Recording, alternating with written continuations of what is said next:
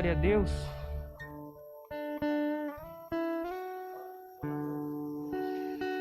Abra sua Bíblia no livro de 2 Reis, capítulo de número 18. A partir do versículo de número 1.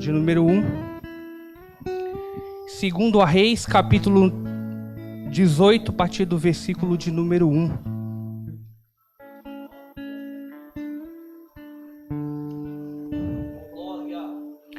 Esta é a palavra que o Senhor colocou no meu coração e é como se fosse uma continuidade, que eu me lembro que o pastor Fábio, ele pregou a respeito de confiança. A missionária, fugiu o nome dela, que pregou na sexta, Vilma. Missionária diaconisa Vilma pregou sobre confiança. A irmã Josi, né? A irmã Josi no louvor de domingo passado pregou sobre confiança. E a irmã Mara também, domingo passado, também, né, no louvor falou sobre confiança. E a Bíblia diz no versículo de número 1, capítulo número 18 do Reis, que no terceiro ano de Oséias, filho de Elá, rei de Israel, começou a reinar Ezequias, filho de Acás, rei de Judá. Tinha 25 anos de idade quando começou a reinar e reinou 29 anos em Jerusalém. Sua mãe se chamava Abi e era filha de Zacarias. Fez ele o que era reto perante o Senhor, segundo tudo o que fizera Davi seu pai. Removeu os altos, que quebrou as colunas e deitou abaixo o poste ídolo, e fez em pedaços a serpente de bronze que Moisés fizera. Porque até aquele dia os filhos de Israel lhe queimavam incenso e lhe chamavam Neutã. Confiou no Senhor, Deus de Israel, de maneira que dele não houve seu semelhante entre todos os reis de Judá, nem entre os que foram antes dele. Amém? Podem se sentar. Esta palavra é uma palavra de confiança, de um rei que confiou no Senhor. E nesse contexto histórico em que viveu o rei Ezequias, o reino de Israel estava dividido. Então, colocando para a igreja como exemplo, da irmã Mariane para lá, era o reinado de Israel, depois da morte do rei Salomão. Da irmã Mariane para cá, o reinado de Judá. 10 tribos ficaram em Israel e 2 tribos ficaram em Judá. Entre elas, Benjamim e Judá e as outras 10 tribos. É engraçado que os reis de Israel sempre foram piores que os reis de Judá. Mas não que os reis de Judá forem absolutamente santos e melhores. Pecaram também. Mas os reis de Israel, eles pecaram mais. Em questão da idolatria, em questão da não confiança do Senhor. Um exemplo que nós temos, vou pedir para o diácono Giovanni colocar, também no 2 Reis, capítulo de número 16, a partir do versículo 7. Quando Acás enviou mensageiros a Tiglat-Pileser, rei da Síria, dizendo: Eu sou teu servo e teu filho, sobe e livre-me do poder da Síria e do poder do rei da Síria, que se levantam contra mim. Tomou Acás ouro, prata e o ouro que se acharam na casa do Senhor e nos tesouros da casa do rei, e mandou o presente do rei da Síria. Então, quando a Síria fez um cerco contra Israel, Acás naquele tempo ele tentou negociar, ele tentou dar um jeitinho, tentou fazer uma negociação. Mas qual que é o problema? Negociação nos tempos de hoje, a gente vê muito essa questão aí de negociação de insumo com a China, do Covid, negociação de vacina, é ótimo. Porém, contudo, entretanto, no entanto, não para o povo de Deus. Deus, ele queria exclusividade, total dependência. Nós vemos, por exemplo, no livro de Isaías, toda vez que falavam profecias, vocês serão o meu povo. Deus falava, vocês serão o meu povo e eu serei o teu Deus. Não tem negociação, sou eu, pronto e acabou. Eu tomo a decisão, eu controlo a vida de vocês. Esse era o cenário. Temos um pouco à frente outra invasão. E novamente eles tentam negociar com a Síria. Só que quando a gente tenta negociar, eles entregavam o ouro, a Síria se retirava, voltava de tempo de novo e tentava novamente usurpar o povo de Deus. Porém, Ezequias, ele agiu de uma maneira diferente. A confiança de Ezequias estava no Senhor. E a Bíblia fala que houve um grande cerco agora em Judá. Imagine, a Síria cercou totalmente Judá. E Senaqueribe, que é um outro rei da Síria, depois de Tiglat-Pileser, ele cercou a Judá. No 14º ano, capítulo 18, versículo de número 13, subiu Senaqueribe, rei da Síria, contra todas as cidades fortificadas de Judá e as tomou. Então Ezequias, rei de Judá, enviou mensageiros ao rei da Síria, a Laquis, dizendo: rei, retira de mim tudo que impuseres, suportarei. É engraçado que a Síria invade e ela cerca as cidades fortificadas. E eu queria aplicar isso para a igreja. A Síria, ela vai tomar de cidade fortificada em cidade fortificada. Aproximadamente 40 cidades. Então ela cerca, ela faz um cerco tão grande e ela derruba aquela cidade. Depois disso ela retira, ela vai em outro cerco a outra cidade e ela derruba aquela cidade. Mas o foco do rei da Síria era enfraquecer as cidades e rumo a Jerusalém. Imagine comigo, eu quero aplicar sobre a sua vida. Muitas vezes o inimigo da nossa alma, ele vai cercar o seu casamento, ele vai fazer de tudo para destruir o seu casamento. Ele vai cercar a sua saúde, muitas vezes ele vai colocar algo no seu trabalho, muitas vezes ele vai colocar uma inimizade, talvez uma fofoca na igreja, algo que foi o homem que plantou para quê? Não é apenas para poder derrubar aquela situação, não. É para te tirar da presença de Deus, porque o foco é o templo, foco é a presença de Deus na sua vida. O foco é Jerusalém. O foco é o templo. E o que é o templo? É o lugar de adoração. Ele vai minando com toda a força. Mas o foco é te tirar totalmente da presença. Porque emprego para Deus, Deus abre uma porta aqui. Ele fecha uma aqui, ele abre uma outra. Não, mas ele cria uma situação tão grande que a gente fica triste. Eu lembro que a irmã Mara comentou no trabalho de tristeza. Quem nunca passou por isso? Você está num trabalho abençoado, você chega, está triste, está carregado, está um peso tão grande. Você não tem vontade de vir para a igreja, dá vontade de largar. Às vezes você chega em casa, tem um problema tão grande na sua família, mas é a sua casa, dá vontade de abandonar tudo e jogar fora.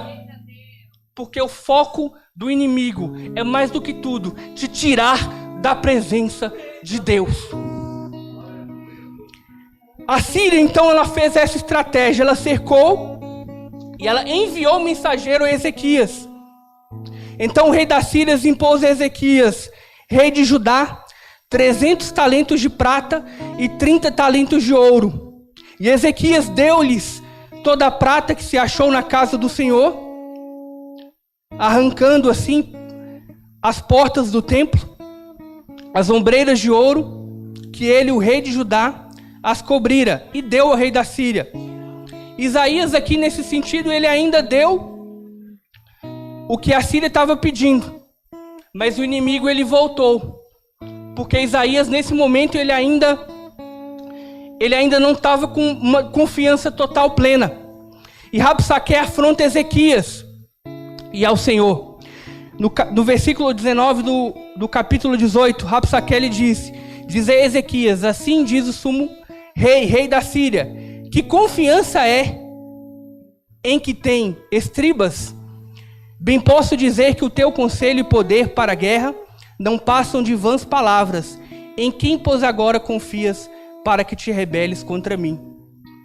Então Rabsaque, que era um mensageiro da Síria, ele confronta Ezequias. Ezequias, é importante falar que ele fez algo diferente do pai dele.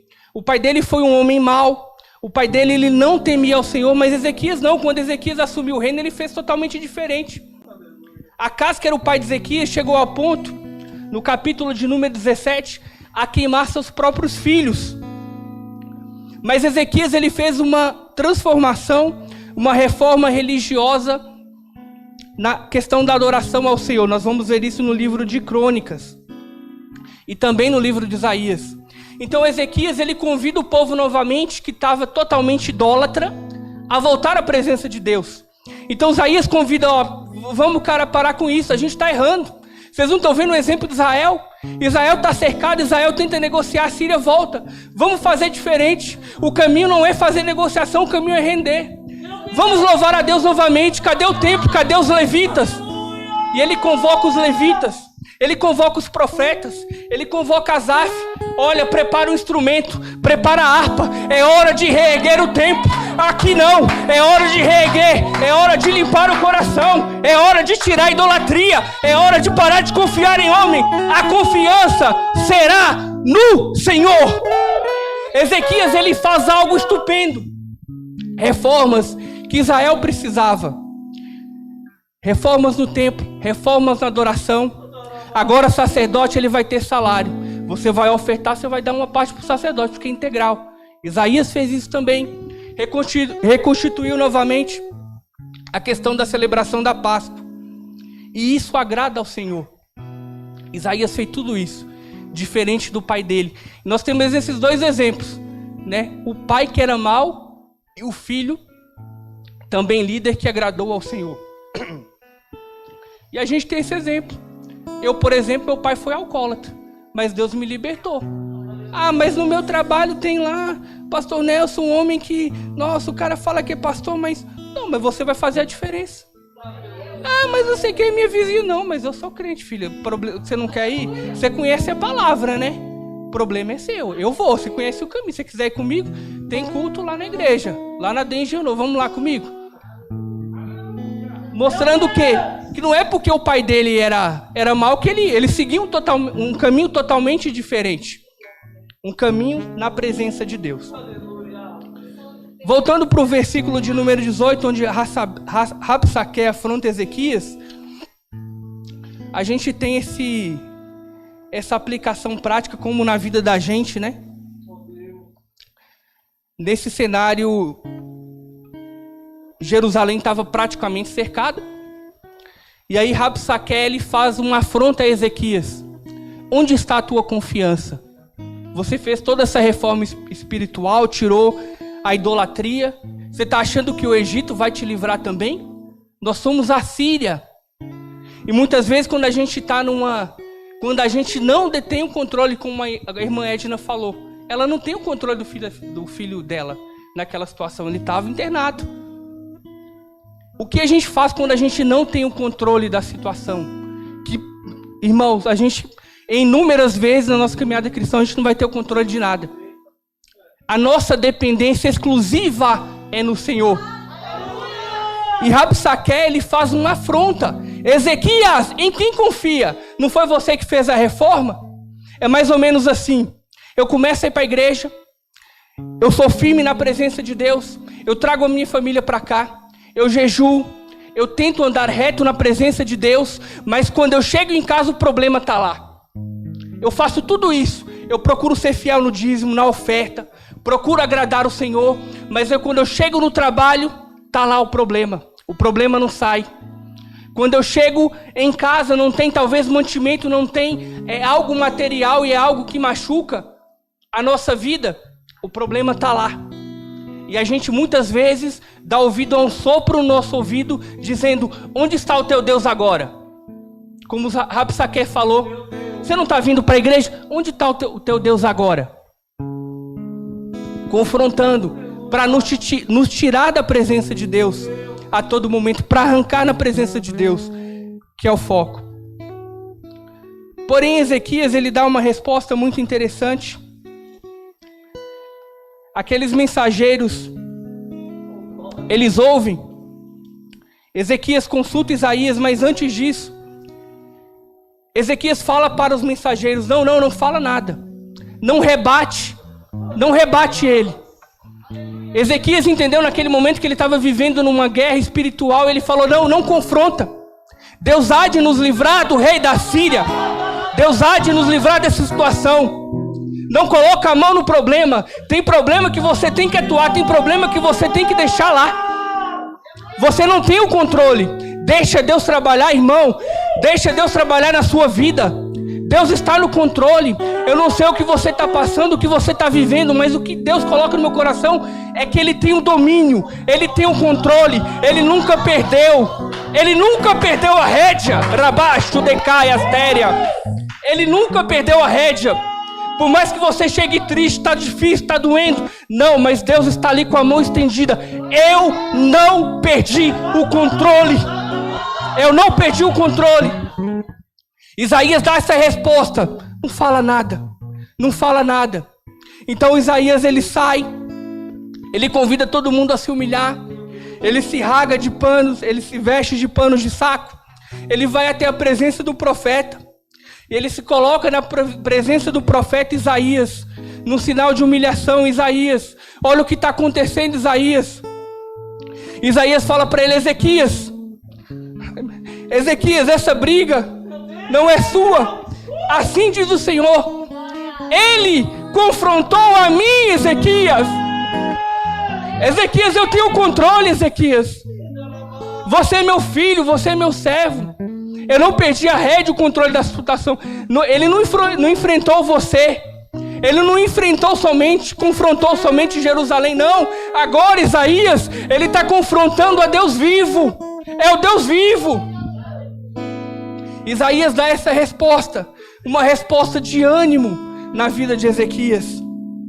De confiança, falando que Deus está no controle de tudo. Ainda que Jerusalém está cercada, que pareça que você vai desfalecer, não vai, não vai, não vai. Então Isaías ele traz essa palavra de conforto. E a gente vê no versículo 28 em diante que Deus ele fala até para a Síria, falando para Isaías que, olha, essa peleja você não vai ter nem que colocar a mão em arma. No devido tempo eu mesmo vou colocar a mão e eles vão. Colocarei. Versículo de número 28. Porém, por causa do teu furor contra mim, e porque a tua arrogância subiu aos meus ouvidos, eis que porei o meu anzol no teu nariz e o freio na tua boca, e te farei voltar pelo caminho para onde vieste. É mais ou menos assim. Você pode ir até aqui. Daqui para frente você não vai. Porque Deus ele entra na frente da situação. Você vai até aqui. Mais ou menos conjecturando, Deus falando para o inimigo: até aqui eu permito você tocar no meu servo. Daqui para trás, não. Freio no nariz, anzol na boca. Bate em retirada. Bate em retirada. Eu já decretei a vitória para o meu povo. E foi assim. No versículo de 35, então naquela mesma noite saiu o anjo do Senhor e feriu no arraial dos assírios 185.000. E quando se levantaram os restantes pela manhã, eis que todos estes eram cadáveres. Retirou-se, pois, Senaqueribe, rei da Síria, e se foi. Voltou e ficou em Nínive. E sucedeu que, estando ele a adorar na casa de Nisroque, seu Deus, Adrameleque e Sarezer, seus filhos, o feriram a espada e fugiram para a terra de Ararat. E Azar-Adom, seu filho, reinou seu lugar. A vitória já estava decretada e Ezequias nem colocou a mão. Deus mesmo decretou a vitória. Quando a situação, pastor Nelson, está fora do controle, a gente não tem domínio da situação. Não tem domínio, não adianta, a gente não tem o que fazer. Deus entra na frente da vitória, né? Deus entra na frente da vitória. Ele entra com o seu anjo e ele dá a vitória para o seu povo, né? Essa é a palavra que Deus colocou no meu coração para falar com a igreja. Eu queria pedir para a igreja colocar de pé, o David e a Josi para louvar. Quero que você coloque a mão no seu coração e coloque o problema diante de Deus. Talvez algo que você não tem controle, que você não tem domínio. Mas Deus, Ele está no controle, querido. Ele vai te dar vitória. Ele vai te dar paz no teu coração essa noite. E eu me lembro que eu não era nem convertido ainda, tinha uma canção que falava no meu coração, que era aquela... não tenha sobre ti um só cuidando, qualquer que seja, pois um só... Eu parava, eu não era nem crente, eu andava na rua, eu ouvia, falava, que música bonita, né? Eu voltava e chorava. Já era Deus trabalhando. David, canta pra gente.